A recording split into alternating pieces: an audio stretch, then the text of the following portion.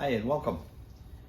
I'm going to show you in this video how I took a yard sale find and turned it into a beautiful tool that I'm going to be pretty happy to use.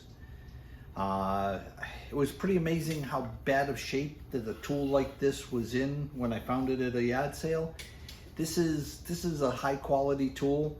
I believe in treating tools with a certain amount of respect, using them for the jobs that they were intended. In fact, this is my father's hammer. When my father passed in '93, I got this hammer. It's a hammer that I had seen him use for years. I believe it's probably as old as I am.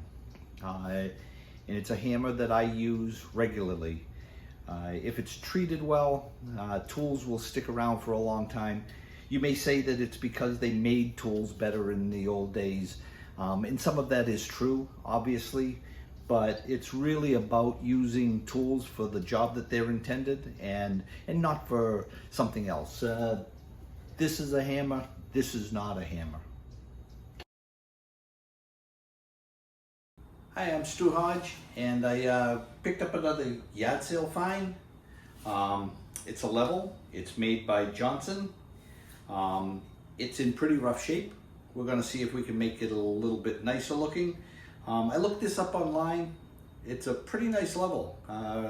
Retail, they go for somewhere between $40 and $50. Obviously, this one wouldn't go for quite that much now.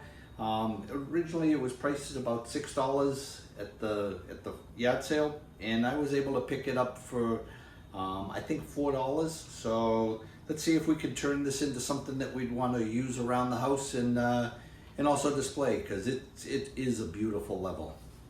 So there'll be some sanding that we'll go through, cleaning. We're going to start by just taking the end caps off. These are some sort of a rubberized end cap. We'll clean these up. And we'll start working on the brass rails and the wood, again being as careful as we can around that logo. See if we can salvage that. To take the end caps off, just simply a screwdriver. Hopefully they'll come right off. We'll find out if they're embedded into the end or glued on as we get there. We may have to persuade it a little bit. We'll also clean up these screws just because that's easier. That end cap's coming off pretty easy. Again, something that's worth saving because it's nice. It's a nice looking level versus the cheap extruded metal ones that you find today. To have something that's actually made out of wood, stabilized a little bit on the edges with some brass rails. It's a nice looking tool. Let's see about getting this label off. For that, I'm just going to use the blade out of my my knife and see if I can get in there and start peeling that away. And try not to do any more damage than already been done to this level. It is proving to be a little bit trickier than I was hoping for. I'm just going to try to see if I can take it off as a sheet by just slowly approaching the middle with the knife. That seems to be going all right. Hopefully I'm getting all the way down to the wood. I normally like to attack things like this with hand tools, simple solutions. When I'm not recording, I like to be out here in the shop with some music playing. It gives me the opportunity to just work slowly at my own pace and make sure that I get it done my way and enjoy a little bit of music at the same time. So this is a simple steel scraper. They do make these in carbide versions. I don't think that it's needed to spend the extra money for it. These work fine. I tend to run a file over the edge a little bit, actually creating a little burr on the sharp edge. That burr is what helps scrape through the paint.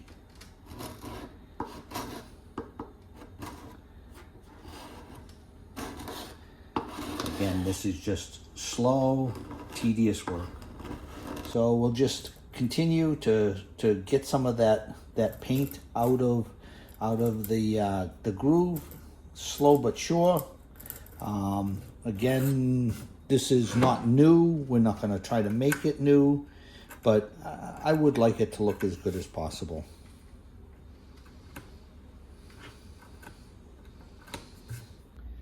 So I have a little benchtop drill press. I've set up a wire brush in there, and I've set the wire brush height so that it's above the table, just enough so that we'll just get to the edge on this brass rail, and I'll be able to run it in right alongside the wire brush and get all of the rest of the residue off of that brass rail. And that's all that I'm looking to do right now. We'll polish it, but what I'm looking for is to get the residue of the finish, any paint or putty or glue that got on the surface.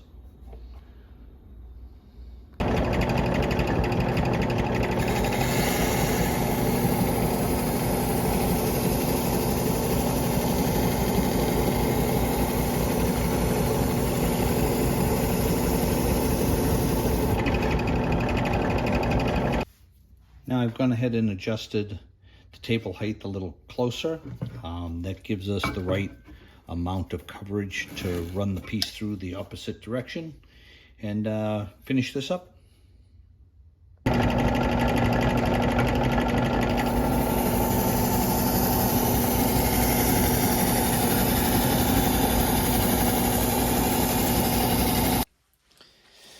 All right, so after some simple buffing, the brass seems to have cleaned up pretty good. There are some little dings and dents in the brass rails. That's nothing that we're going to be able to fix, not with the level of work that we're going to do on this time through. The wood we'll finish cleaning up, get a little bit of sanding done. So before I start sanding, I'm going to wipe this all down with just a damp rag and then let it dry. I'm hoping to raise up any grain that's there so that I can knock it off in that sanding so that it'll take the finish and stay smooth. So for sanding, we're not going to get too aggressive. We're just going to try to clean up a few of the spots. You can see some of the areas where maybe there's some dings down in close on a couple of these areas. You can see that they've been dinged up a little bit. Again, we don't want to change the integrity, especially of these rails or the bottom rails. And some of these marks are pretty deep. Now we could fill them, but I don't think it's going to matter that much. So I'm going to start off not too aggressive again, but with 180 grit sandpaper on just a simple sanding block, and I'm going to work this by hand.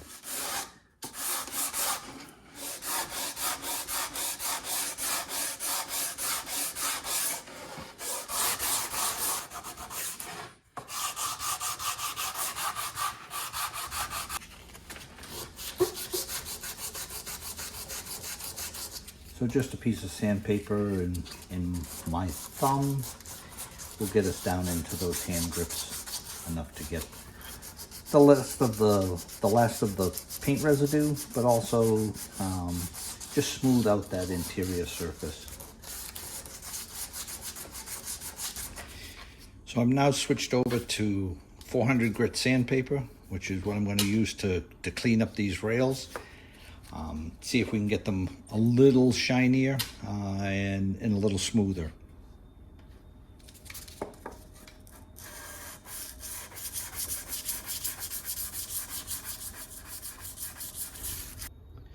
So in the vial openings, you can see that this border around here, what this is just a caulking.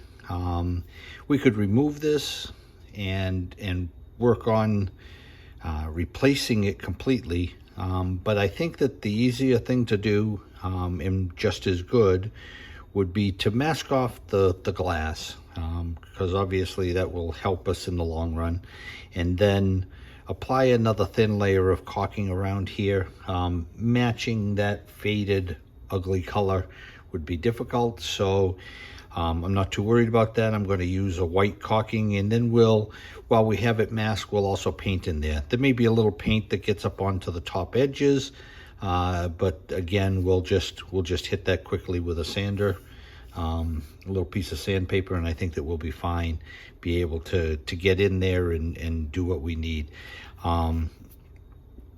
It does look like there's some debris captured behind the glass, and again, if we did take this all apart, pop the vials out, we could probably do a much better job of cleaning the inside, but there's risk to that. So we're just gonna take the approach of fixing what we can cosmetically on the outside. So we'll just use blue painter's tape, tear off a piece that's longer than what we need. I'm going to try to align it with one of the two edges, the long edges of the glass opening, just to make the trimming piece easier. We'll then burnish it into that shape,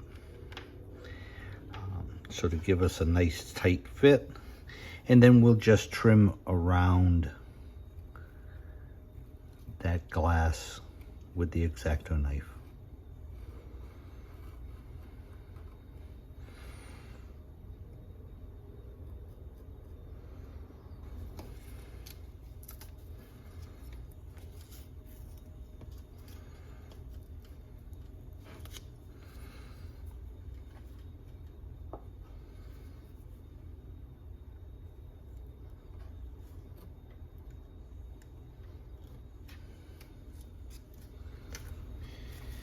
So I'm just going to apply this a little at a time with my fingertip.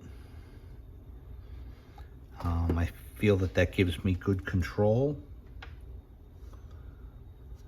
And yeah, that builds right in that little crack that was right along that side. That's the objective, is really just to fill in the bad spots.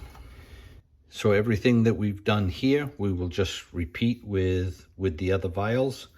Next step is just going to apply a coat of paint in there, let that dry, do that again, see if we can get this to look nice and bright. So just some white paint, small brush, just taking my time, so I don't have too much paint around the edges that I'll have to scrape or sand off after I'm done.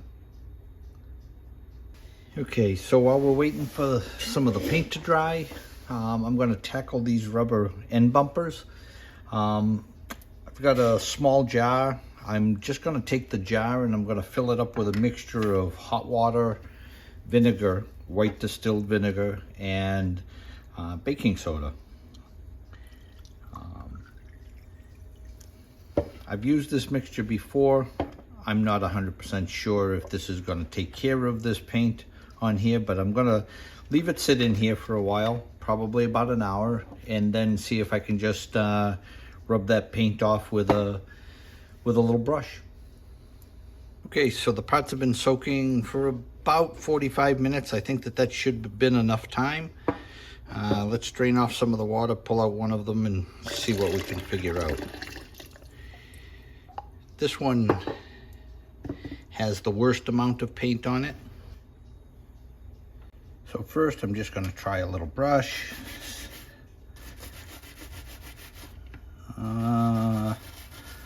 Nylon brush probably won't be enough to get it all off, but it does seem to be taking it off. So maybe some of the toughest stuff, just pushing a little bit with the edge of a screwdriver. There it goes. All right. Okay, so they cleaned up pretty nice. Got the paint residue off. Obviously they're still a little dinged up, but that's to be expected. But I think that those will be good to go. So I'm going to buff up the screws. The screws that hold the rubber end caps on, they've got paint embedded in them and things like that. I'm just going to use the wire brush on the drill press, see if I can get those cleaned up.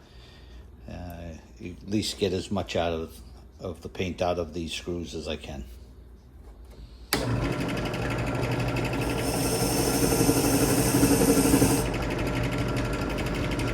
that works pretty good. So I let the paint dry overnight, and you can see that it looks better. It's not going to be perfect, but it definitely cleaned up those vial openings a bit. So let's see what sanding will do for this.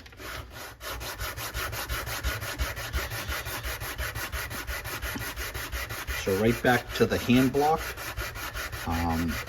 with a small stroke just around that opening. See what we can clean up and how much it's going to take to clean it up.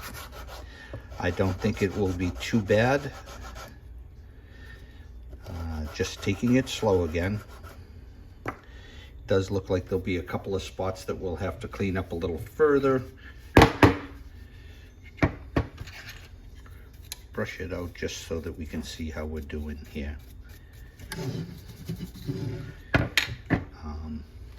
But yeah, I think it's gonna look much better when it's fully sanded.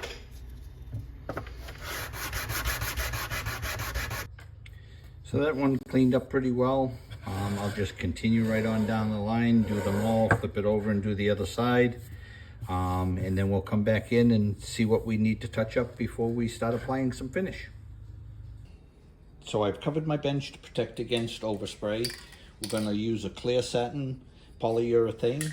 I happen to have a little Lazy Susan piece that I can use in underneath this so that I can get all the sides and the ends, plus the top. We'll let that dry and then move on to the bottom. What's important with any finish is just to put on light, thin, even coats. So I'm just gonna start. Again, nothing too drastic, just some basic coverage to start with, and we'll move around the piece. And moving it on this Lazy Susan gives me the ability to get to the other side.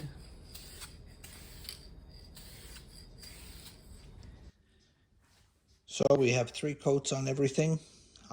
It all looks pretty good. To truly harden, it has to dry overnight. Should give it a good solid 24 hours, but at least overnight.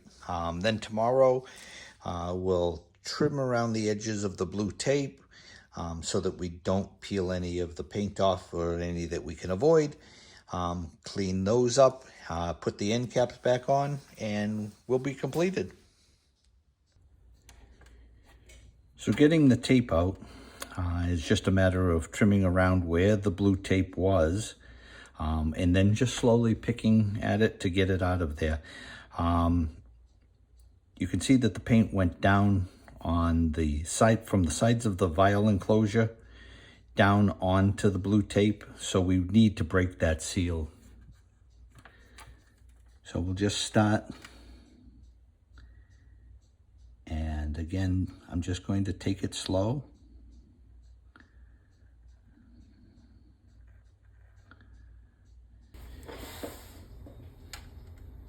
So I've gone around all the openings with an X-Acto knife to break that bond from the paint.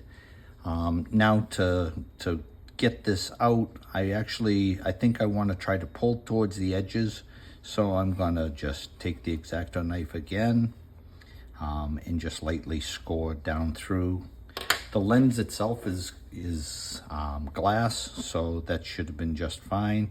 And then I'm just going to use a pair of tweezers and just kind of pick this out and move my way towards the edge. See if I can get it out without causing any real damage.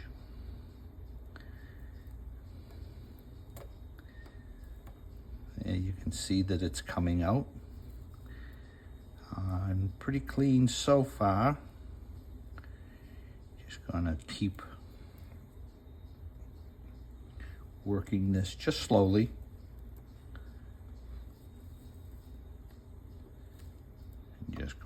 around.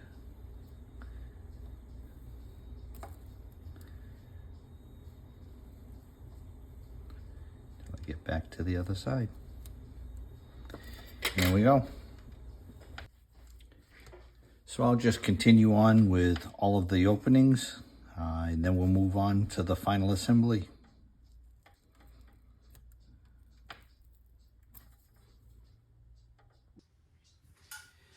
Okay, so we got all the blue tape off, cleaned up the vial openings a little bit, and we're ready for the final piece, which is just putting the end caps back on.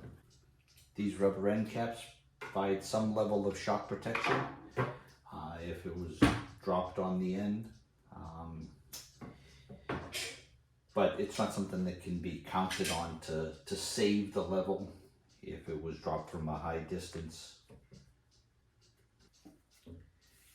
So saving something like this from being trashed or trashed further, as the case may be, I can feel pretty good that I have a level that I salvaged and brought back to life.